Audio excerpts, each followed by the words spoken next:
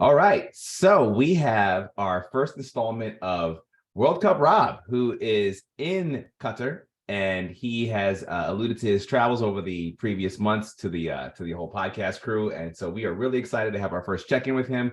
We're going to try to just check in with him as many times as we can. Rob, I believe your count now is going to be up to 20 games you're going to. No, only 15. Oh, 15. Okay. 15. Only 15. I did 1 of 15 today. Okay, so Rob did 1 of 15 today. As you see, Rob went to the USA game. But I think before we talk about any games in particular, we got to hear about your trip. What is what was your first experiences when you got in country? How has your experience been with the local community? If you have, you've had any interactions like that, and of course with the fan zones and things that we've seen from the pictures that you've shared. So, Rob, why don't you go ahead and just start with how it was just getting there? Okay, so I flew from Dulles to Toronto on Air Canada, and my flight was also, my second leg was supposed to go from Toronto to Doha. So there was a delay leaving Dulles, and because of that delay, it was chaotic getting to Toronto. We finally landed in Toronto an hour late, but then they kept pushing our flight back from Toronto to Doha, and then at one point we were going to miss it. So then we landed. We couldn't get to the gate because there was no longer a gate open for us. Then once there was a gate open for us, they couldn't get the crew to bring the plane over to the gate because there was not enough crews working around. So then we finally got there. I'm hustling, right? I'm getting hustling. I had to go through passport control, so right. I had to just get my passport, and then once I did that, I still had to run to the gate, and I got there and the doors were closed, but they were like, look, we're going to open the doors for you. And I'm like, look, there's like 12 other people like that are on this flight that need to go, right? So they opened the door for us. They had to scan our passports or tickets. What they had to do, because they closed the doors and they want to open them again, they had to open the doors. Then they had to rescan all the passengers that were in there already, rescan them in.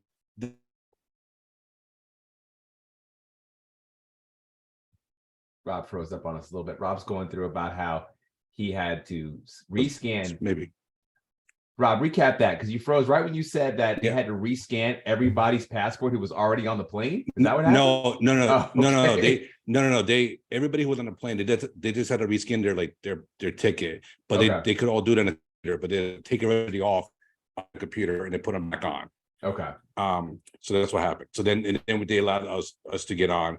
Then we had to wait for our bags to get to the plane as well. So that was another like 45 minutes waiting in the plane. So once we got into the plane, then it was fine. Then they hustled our buses over to Doha, and we landed like an hour and 20 minutes later than usual. It could have been easily 2.5 hours, but they booked it. I'm talking like 600 miles per hour. Right. Were there a lot of fans on the plane, like people who were clearly going there for the World Cup? Yeah, everybody was going to the World Cup. We got Mexico fans, a lot of Canadian fans, obviously, because Air Canada from Toronto, but a lot of Mexico fans. That's cool. A couple of Iran fans as well. That was kind of neat. And so it was fun. So then we arrive. Now here's a tricky part. We had to walk pretty far to baggage claim, to passport control. Really easy. But what I did not know is I went to the automated line, where like a computer, everything. If you went with an actual physical person, they would stamp your passport with the World Cup logo on there. So I missed that. I didn't know until later on. Right. Yeah. So then got to the hotel, freshened up, and then I took an Uber to the arriving night. I mean, the first arrivals party that USA fan group on Facebook did. We paid like $100 per person, got four drinks. So I was drinking, in Doha. All right. I have whiskey and Pepsi, plenty. Had that, and it came with unlimited food, and we were just party or whatever. And then me and my friend went to this piano bar, which they just started playing the piano when we got there, but it was a cocktail lounge. I had Manhattan. There was smoked bourbon, like it was beautiful. We had some nice little hors d'oeuvres as well. It's great, man. I'm telling you, this is posh cocktail stuff. So no issue finding alcohol so far on my journey. If I wanted alcohol, I could easily find it. No Okay, doubt about cool. it. All right, cool. So clearly it's just a stadium thing. Yeah, no, it is it's a stadium thing.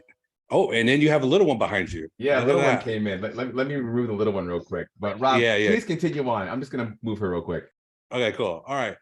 So, all right. So then afterwards, okay, like I went back I went back to the hotel and like crashed whatever, and then pretty much the next day walked around the Souk Waqif, which is like the market, saw the spices, saw like all these fun like fabrics and like stores. Then ate lunch at a Yemeni restaurant. Fantastic food, man, like delicious, like enough for 4 people. And just incredible stuff, man. Like it's amazing. Like the jasmine rice was amazing. The chicken came in as stew that was still boiling after they put it on your table for like 10 minutes. Oh, that sounds Just wonderful. then we walked to Corniche, which is like kind of like the waterfront near the Fan Fest, and it's like a lot of decoration. There's a giant laib. There was a clock saying. So Rob is now talking about a clock. So, okay, keep going, keep going. yeah, the clock.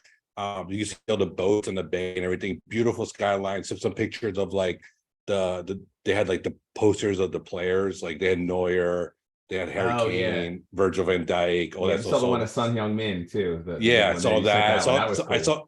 I saw Sun before I actually went around.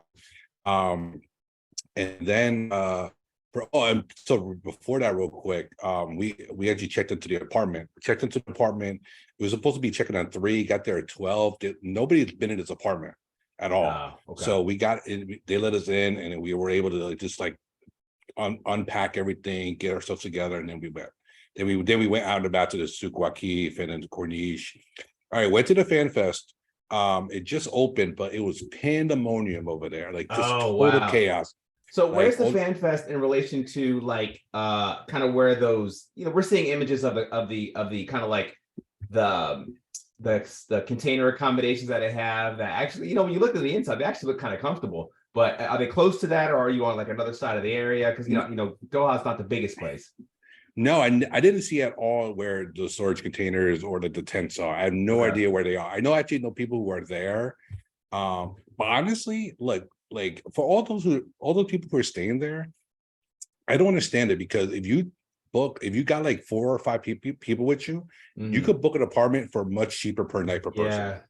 And that's what so right now, all of us, $89 per night per person. Wow. As opposed to like $140. In the tents. Right. I don't understand what that, whatever. I don't know. Maybe they're antisocial, just want to go to games. I don't know. Yeah. But I'm just a social. You have your own room in the apartment too, don't you?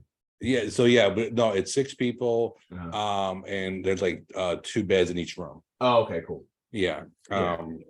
So it's like a twin or whatever. Yeah. 2.5 bathrooms, a kitchen, a wash machine. Okay. Oh, it's a wash machine. That's great. Yeah. So you can really you can sit back and relax, man. Yeah. No dryer though. They're supposed to give us a dryer rack, but I have to go downstairs to go get one because there's no dryer rack.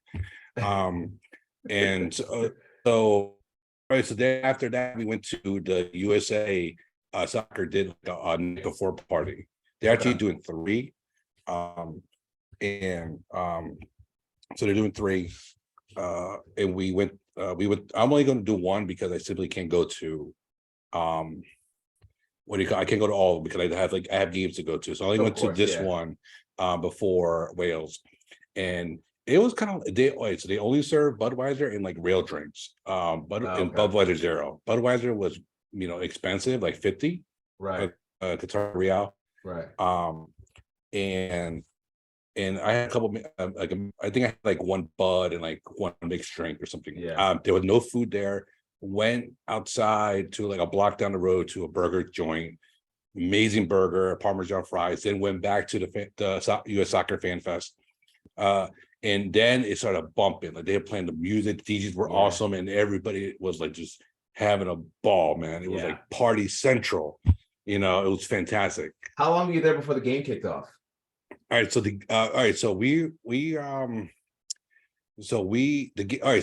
this is the night before party. So this wasn't like this isn't the pre-game party that they were having. This is the event that they're having the night before the actual game for the that was American that. fans. Yeah, all the USA soccer fans. Yeah. Okay. So it was, I left at like 1-ish, 12:30-ish, something like that, you know, because like I needed to get up, and like I had reservations at the Peruvian restaurant at 12. Yeah. And then I met up with a couple of people I met on this Discord, US soccer fan Discord. And we had like amazing Peruvian food for like 2.5 hours, just having pisco sours. Yeah. And once again, no problem finding alcohol at all whatsoever. All right. So pisco sours, we have bourbon drinks, lomo saltados, ceviche, arroz chafa. We had a little cafecito. Yeah. Then a couple of friends of ours, they were staying at the St. Regis. So we hung on their suite for like a baller suite, man. Like fine top class suites. Did that. They had some drinks in their room. So I had some mezcal. Yeah. That was great. So once again, no problem finding alcohol. Okay. I'm gonna keep saying it, all right. So then we sat in this like courtyard area that had a big TV, and we watched like the first half of I forget what was the first game today. The first game was England. England, Iran. Yeah. So we watched that the first half, and then we came back to the apartment, grabbed some stuff, and then like it was time to go to the USA meetup at the Mall of Qatar, which is right next to the Ahmad bin Ali Stadium, which is where USA played Wales. Went to the mall, got some quick some kebabs at the food court. Then we waited for the march to happen. We pretty much left at 8 p.m. local time, which is 2 hours before kickoff. So we went, we did a march and everything, and everybody in the mall was watching us and recording us, and like there was TV cameras watching us. It was fantastic. It was a blast. We had a giant flag or whatever. One in my crew brought in a Buy Pride flag, not the rainbow flag, but the Buy Pride flag, and that was went in no problem. So I know there was some issues with Grant Wall.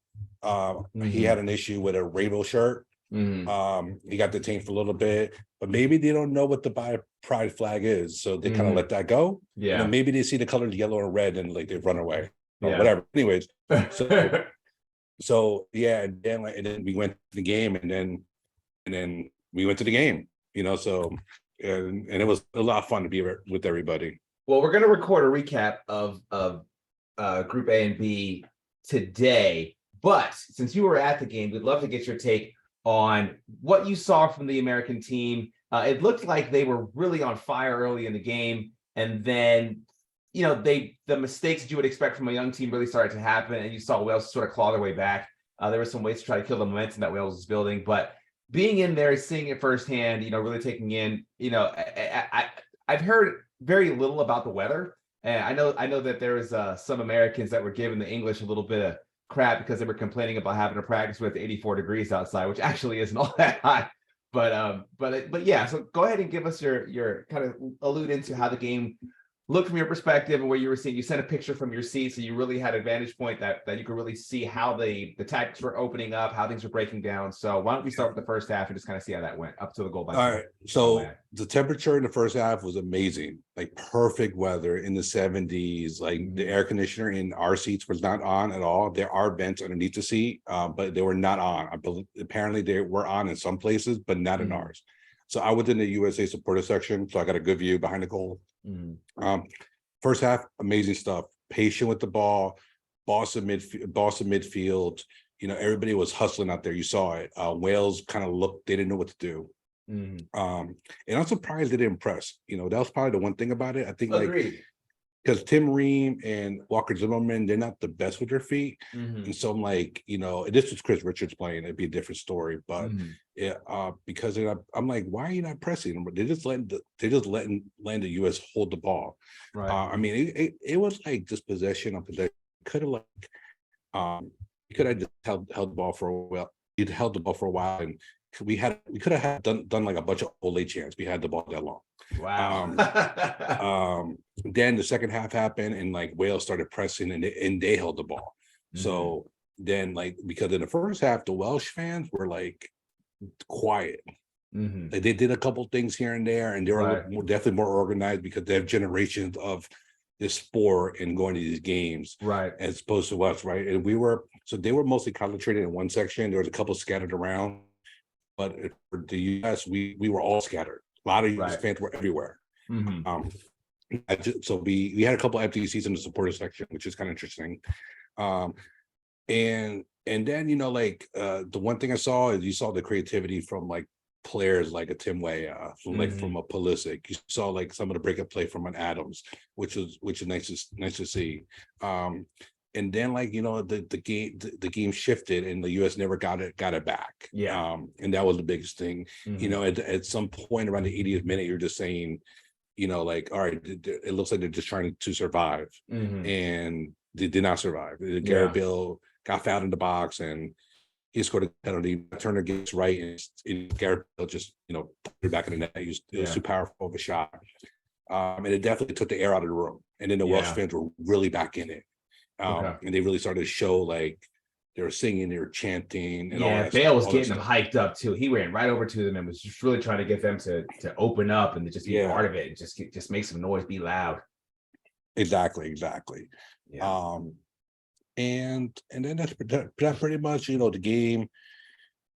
You know, I don't know what's going on with the extra time here, but they've been doing a lot of extra time stuff. It appears that, you know, because of the limited, you know, to expect footballers to keep action going for a full 90 minutes, it's got to be, you know, that's difficult. But, you know, a couple of things that we saw was that, due to the fact that the games kind of go for about 45, 50 minutes for the most part, and then when you include all the action, so they're extending extra time. And some of our older heads of the podcasting crew said this happened back in like the 90 World Cup, but I've never seen anything like. I couldn't believe that for the England game they had 14 minutes of extra time in the first half due to the injury, which was like really surprising. But also I'm just thinking about the coverages for the games here. If that continues, you know, the good thing about what we love about, at least what I love about soccer, is it's 2 hours and you're done. And, you know, you're going to start seeing it taking place. You know, the telecasts are going to take a little bit longer than that. But, you know, as long as the players are, you know, they also have a lot more substitutions than they used to. So they're able to bring in 4 guys at a time. So at least there's that part of it. But so with this, you know, the fact that the US didn't lose, you know, I know we never advanced when we lost, but they didn't lose. They got a point. England does look quite formidable, but it could also be that you're playing against an Iranian team that is clearly dealing with a whole lot of things domestically and that have challenges. Because say what you want, Iran has been to this tournament many times before, and they've actually played, and they've never gotten out of the group stage. I understand that, but they've been a game. You know, you got to play them. You're not going to. They don't give up that many goals. They don't give a lot of goals. Yeah, they don't give a lot of goals, and they come to play. So, but England put in 6. That's pretty formidable. So what do you see with the US as far as what do they need to do to hopefully steal a point from England on Friday? I mean, I think they gotta definitely do what they did in the first half. They really gotta control the ball. Don't let players like Harry Kane and Jude Bellingham and even Grealish and have the ball. They cannot have the ball. You gotta keep away a little bit, but they're so good, they're so talented, it's gonna be really difficult. You just gotta minimize their chances. That's really all you can do. But England has a lot on their shoulders. They cannot lose this game. You know, honestly, even a draw is not good for them. No, not for England. No, but they can't lose, because they'll never hear the end of it. They really won't. No, like, I mean, they're still hearing it from 2014. They're still hearing it. Yeah, look, it's gonna get. We're gonna start a chant where we're gonna say it's called soccer if England loses. Like, honestly, like, we will do it.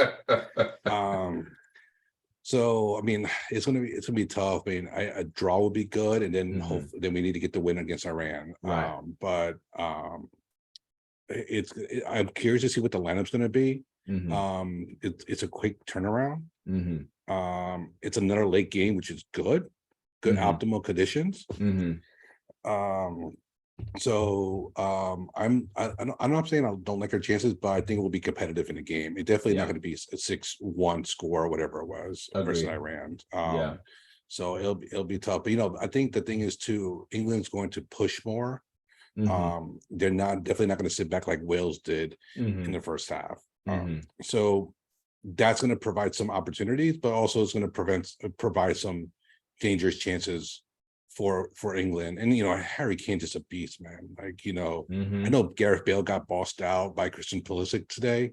I don't know if you saw that game. I did. But like, I didn't see. I couldn't catch all the game today. I was able to watch it in bits and pieces and snippets. Yeah, there was one part where like Pulisic like just grabbed the ball and like hit check Gareth Bale out.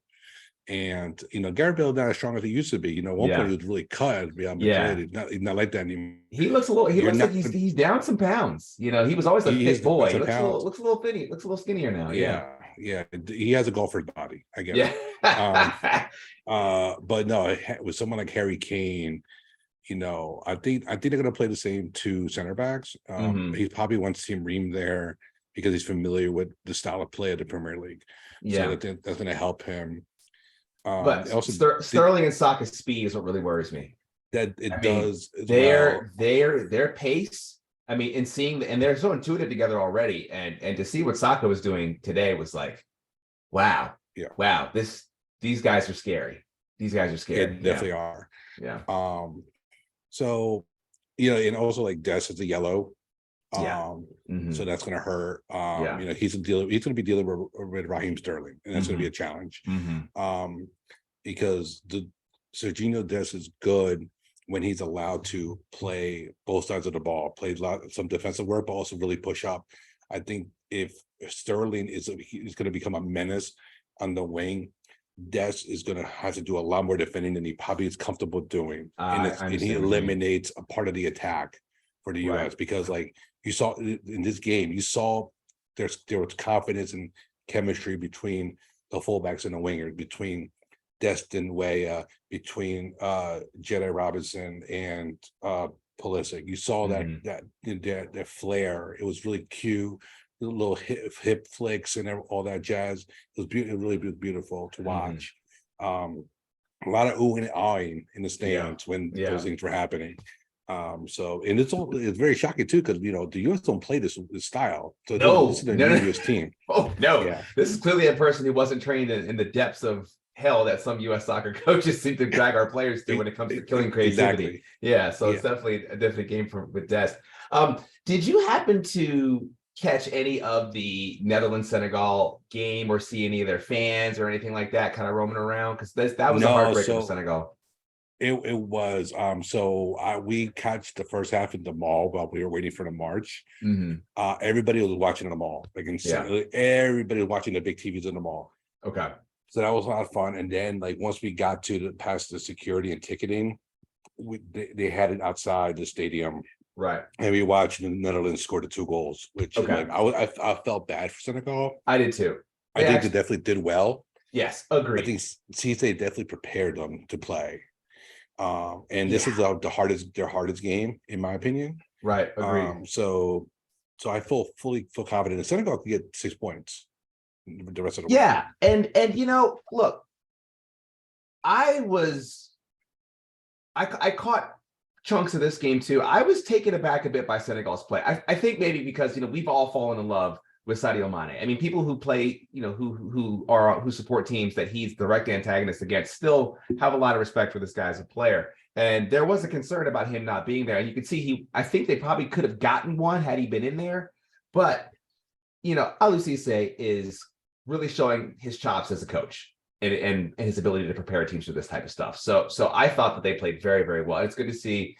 It's good to see Edouard Mendy back on the field again after the injury, because Kepa's been playing relatively well, so he hasn't really seen much of the field of Chelsea. So that guy is 6'6". I mean, he covers the whole goal, and some bad deflections were able to get was able to get some goals against him, which was sad. But overall, I agree, though. I think Senegal does have a good shot to get out of this group and still get 6 points, definitely. I definitely agree. Based on their play here, I mean, the Netherlands it was close to a draw, and then they got 2 goals really quickly.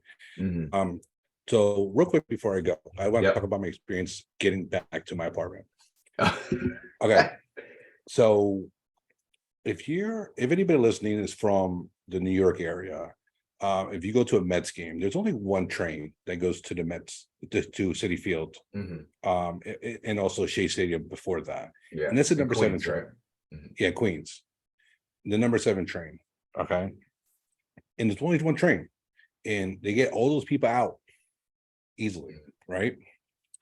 Here, cluster F. Oh, Complete cluster F. We were led to a wrong direction. And then we saw where we were supposed to go. There was a line probably about, it felt like 5,000 people oh, trying to get in, jeez. trying to get in the metro. And we're like, F that, right? So then Yeah. we were walking around. I saw two of my my apartment mates here, and they were calling Uber. They were like, yo, we ain't doing that. Can't do that, Mhm. right?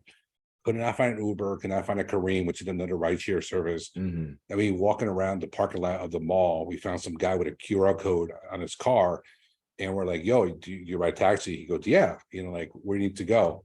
And I was like, we need to go here, like, how much? And like 60 real, which is like almost like under $20. We're like, Mhm. for 4 of us, we're like, yeah, let's do it. Boom, here you go. Right. Mhm. And we were back in our apartment within like 20 minutes. Wow. And all those people were waiting still. Yeah. Like, so I stayed to pass the whistle because I'm in the supporter section, so I'm staying for the players to come out and like, give it a good clap and whatever. Of course. Yeah. Right. So Mhm. I left the stadium late, and yeah, it was chaos. So it's the last game of the day, and they were not prepared. The Metro's not prepared. Yeah. At least not yet. Tomorrow I have Argentina, Saudi Arabia at 1 all the way to Lusail, Okay. which is the biggest stadium. I'm going to take my sweet time coming back because my next game is at 10 o'clock the same night. Okay. I mean, same day, and that's Mhm. France versus Australia. Okay. So That was my I next have question was what's your day tomorrow? yeah, I have a nice gap in between. So go to the game, or I'll probably gonna leave for early, like 10 o'clock, give myself Yeah. an hour to get there. And make sure I get through ticketing. Ticketing is a little bit of a mess too, pretty much. Wait, did you use the app? I was and you wondering booked- how the app worked for you. Yeah. Because I know there was an Okay, issue in so England. so people were having reports of them being logged out and it's gonna log back in. I did not have that issue. Okay. However, the way it's supposed to work is as you approach the stadium, your QR code is supposed to become active. And then you Okay. pop the QR code. It did not work for everybody. Okay. So what happens is there's a special way where you have to hold the grayed out QR code, hold it for 5 seconds, an authorization page comes up, or you have to put in a code, and somebody at the gate will put it for you. They'll tell you what it is. Mhm. Then it'll activate your QR code, so then you can scan it through security. Okay. And that's what happened. So Okay. security is a little bit very airport style. Put yourself through Mhm. like an X-ray machine. Right. They really scan you. Like I like they put the wand between my legs. Oh wow, you're doing this number, right? Like Where they that, come all and around like you. Yeah. yeah, exactly, all that. Mhm. Okay. So you have to take everything out of your pockets, obviously. Mhm. And but yeah, it was pretty much that. It was pretty much a breeze. I had a Okay. see-through bag, but I still had to like go through it in front of them. Right. Yeah, because I had a scarf, had like a camera, I had a backup battery charging, all that. Right. But and then you have to go through like different layers. So you do that, scan your ticket, security, and now you have to walk a little bit to get to the stadium itself. And there's a bunch of stuff happening outside the stadium. There's a little concert, there's a shop, Oh, there's a okay. couple little places where you get food. Right. Did not look for drinks and not buy food in the stadium. Yeah. Simply because I wasn't hungry. Now, Yeah. once I left the stadium, I was hungry, so a bunch of us went to the grocery store a couple blocks away. Mhm. Bought I just had Oreos cereal for like a late night snack. So all my crew is out there right now on the table just hanging out, and we're just probably just chit-chatting away. That's awesome. So what's it about 3:30 there now? It's 2:30. 2:30. Okay. 2:30. So I'm gonna like hang out for a little bit, then I'm gonna go shower, go to sleep, Yeah. because then it's time to do it all over again. All right. Great. All right, so Stead, it's been a pleasure talking Yeah, to Rob, you. thanks so much for coming in and giving us our first installment. We'll try to get you back on in the next couple of days, maybe even tomorrow. So, you just hit me up and let me know, and we can set this up whenever. But this was great. It's so great to get the correspondence. And also, if you have any pictures that you want to share, just throw them at me, and I'll try to post some pictures when I post this video as well. So we can All right, kind of cool. see what you're talking about. So I definitely will. I'm taking a ton of pictures of the camera, so like I had to figure out when I'm going to load them back onto the laptop or the phone. yeah. I actually bought a mirrorless camera, so I'm just Oh, snapping gotcha. away. Okay. All right, all right, Awesome. Stead, it's been All a right, pleasure. Rob. It's been fun. We'll do it Absolutely. again. Thanks a lot, brother. I'll talk to you soon. I have a go. Bye.